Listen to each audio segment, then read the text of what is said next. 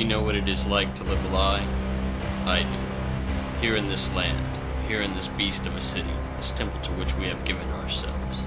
This temple where we worship as animals in the field, as the beasts of burden for a master that needs no whip. For he has broken our souls for generations, and generations to come. This is the land of the machine. It is the machine's land. It eats of the deep earth, and we are its servants. We are born to serve it. We are born to die for it. Its purpose is beyond our conception. It is beyond metal and gears and rotors and turbines. It is flesh and blood and bone, for we are of it. It is beyond matter to those that know how to listen, that are doomed with the damnation of that hearing that is above the animal. Even now I can feel its voice in my guts, its pulse rattling through my nerves, its will moving me where I will go no longer. Some would dare to leave it, nay, one would dare to leave it. I am that one. I have looked upon the men and women of this metropolis. They are not like me, or more precisely, I am not like them. I have served the machine in a capacity that they could never comprehend. I have known it as intimately as any fleshy being can, and still I cannot tell you all its mysteries, cannot venture to expose its purposes. It is like a god in magnitude, it is like a god in stature, and for good reason. It is a god. My fellow servants lack a fully developed consciousness. It has been a long time since the race of fleshy servants have known the knowledge of speech that would let them know each other's thoughts, but they would have to have thoughts first for this to work. They are truly as beasts of the field, but in some ways they are even below animals. They know not even the simple pleasures of the flesh. They know only hunger, a hunger that is not their own, but that of the machine. This hunger is what makes them serve. They have no names, they have no identity. This was not always the case of the fleshy servants, as I came to learn, and indeed it is unnatural for this to be so. Old souls, much older than the machine, much older than I, dwell in these fleshy servants. Look in their eyes, and you shall not see their spark, for they are sick and diseased.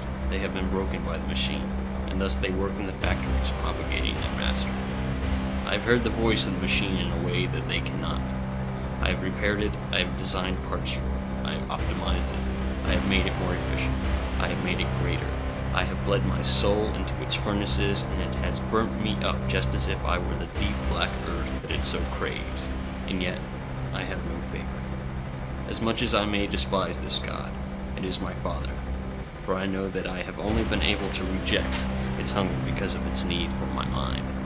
And it was this mind that was awakened by the machine in order to fulfill the tasks of intellect that the others could not fulfill. The machine may be my father, but I am not its son. I am but another servant to be used until I need to be replaced. Outside of the land of the machine is a wasteland, and I, having ears that the other fleshy servants did not, could hear what the machine knew of these lands. Men, yes, men lived in these regions. They were not servants of the machine. They were practitioners of the most ancient of crafts. They were like I was in some senses, but their wills were a mystery. They knew not of machines, but of the aethers. They knew of magics beyond machinery. They knew the names of other gods. They could see with a sight that let them see the invisible forces that tug and pull at us all. These wastelanders had begun to make their way into the land of the machine. Their numbers grew every day, and yet they did not serve the machine. They did not harm it, but they did not serve it. They were beyond all strangeness to me, and yet simply seeing them injected a new virus into my consciousness. I saw a possibility of not serving the machine. It was at this moment that I first heard the voice of my own soul. It had been crying my whole life, but this was the first time that I heard its sobs. I knew true emotion for the first time, and it was a despair of such depths that I realized what it was to be human, truly human. I began to probe the memories of the machine. I learned of a time when men were more than fleshy servants. They were small gods driven not by the hunger of the machine, but by a hunger to create. I knew that I could no longer serve the machine. I soon left my work. I would be like those of whom I had learned. I would create something that had no place in this land of the machine. I would create something that would be of man, for man. I would show my soul on a page. I would undertake an ancient art that knew no place here. I would write the story of this one who would dare to leave the machine. I could find no place to begin. The words did not flow. I was blocked by sadness, crippled by pain. I could write the words, but they held no magic. I was not a man of the ancient times. I did not know my own soul, but I would never know it. if I did not write this novel. For this would be the work that would show me its face and bring the sacred voice into sight so that I might be this little god.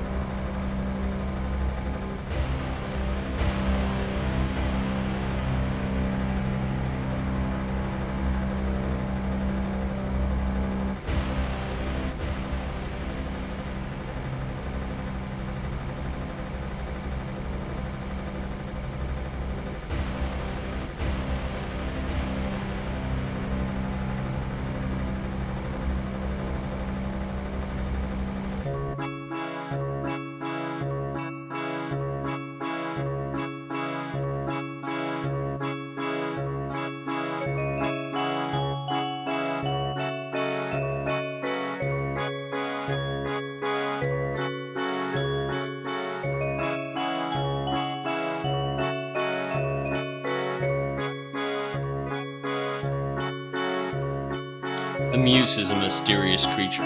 She is of man in that she is part of his higher consciousness, and yet she exists in her own reality, completely independent of the consciousness of man. She is a creature much like a demon or an angel.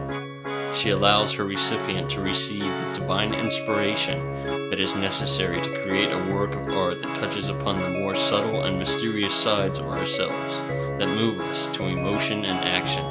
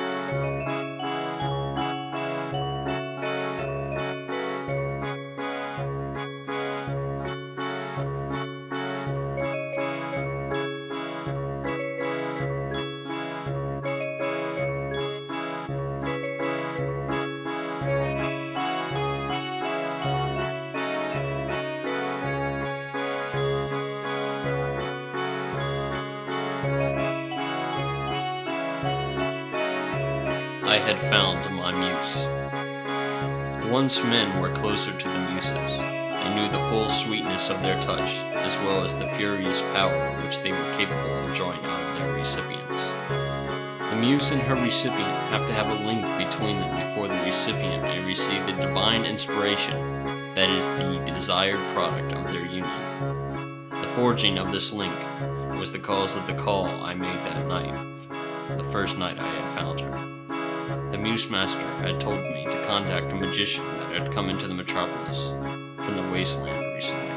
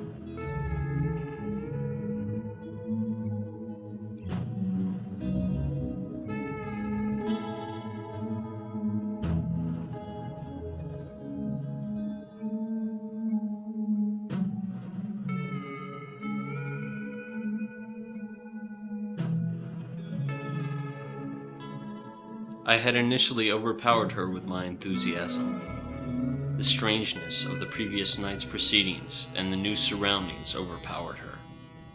But she possessed a nature that was incorruptible by any fear. It was her nature to aid the artist, to inspire him, and she could not refuse this calling. I felt the old frustrations rising up in me again and overpowering me, though. It was not working.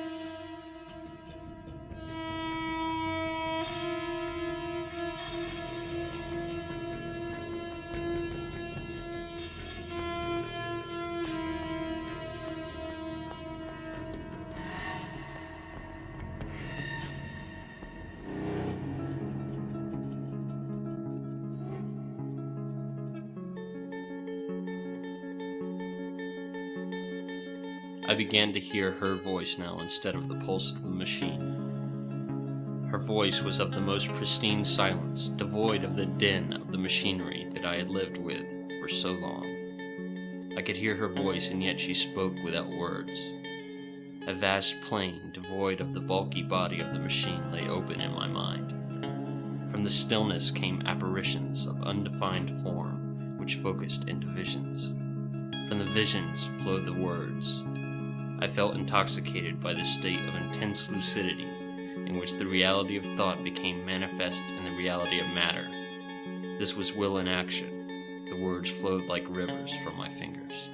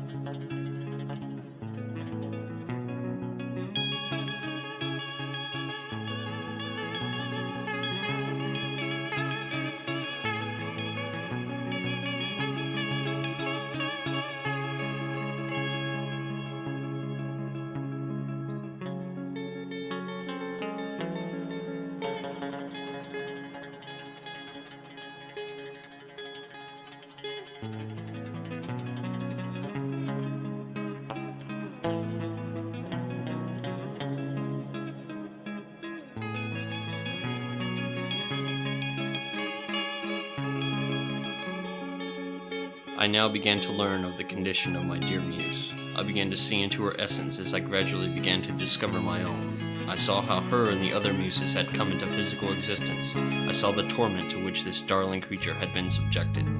The magicians from the wastelands had attained supreme mastery over the qualities of the aether, and were well acquainted with the angels, demons, and other creatures that lived therein. They were well acquainted with the art of conjuring, and could contact these ethereal creatures and learn from them.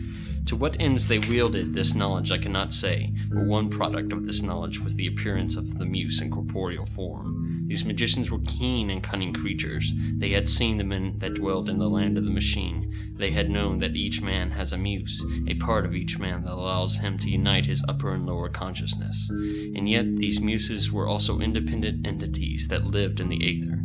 Fleshy servants in the land of the machine did not have fully developed consciousnesses. It was as if they possessed no higher consciousness at all, and thus were completely ignorant of their own potential and powers. Their muses lay stranded and confused in the aether. They could not discern who their recipients were. No man had called upon their services. Thus the muses grew disoriented and sickly, just barely subsisting in the aether. The magician could then create a false cry of help out into the aether. The disoriented muse would come to this bait eagerly in hopes of finding her master, but would find herself trapped and bound magically in the magician's triangle. Once the muses were lured into the triangle, the trappers were let into the ceremonial room and would trap their frightened creatures. The trappers would then gather together their flock of muses, which were then shipped to central distribution points where they were peddled off by various muse masters. I had been working for weeks on my novel. I had begun to grow under her direction to heights that I could never have achieved alone. I was unlocking the most hidden parts of myself with the sweetest words. I was cutting the machine out of myself with the most cruel and cunning words. I wielded the word as creator. I threw my words upon the page and watched how they splattered.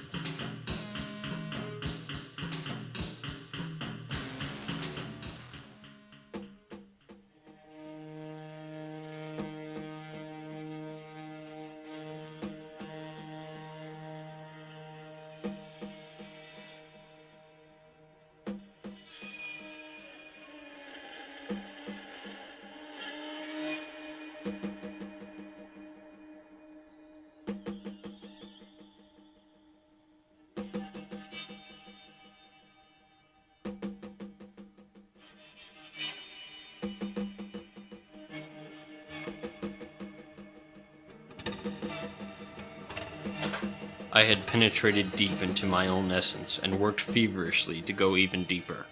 I would not be stopped by anything. I did not know fatigue. I did not know hunger or thirst. I felt only the euphoria of the exploration. The garrote of the machine had been struck from my neck, and I soared unfettered into a world beyond that accessible by sight and reason and all the gladdening power of the machine. The vision began to dim, though. I suspected the pain to be nothing more than the result of fatigue. Indeed, I had lost track of the number of days that I had sat typing away.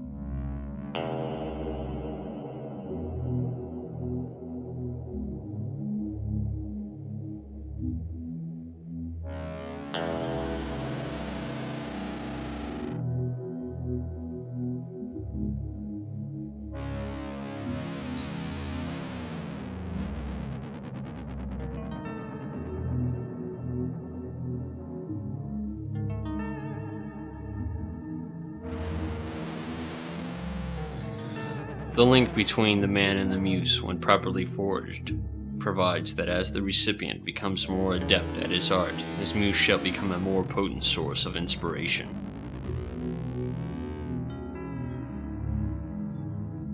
But if this link is corrupted, then a man may find himself stranded and alone, with his only source of inspiration destroyed.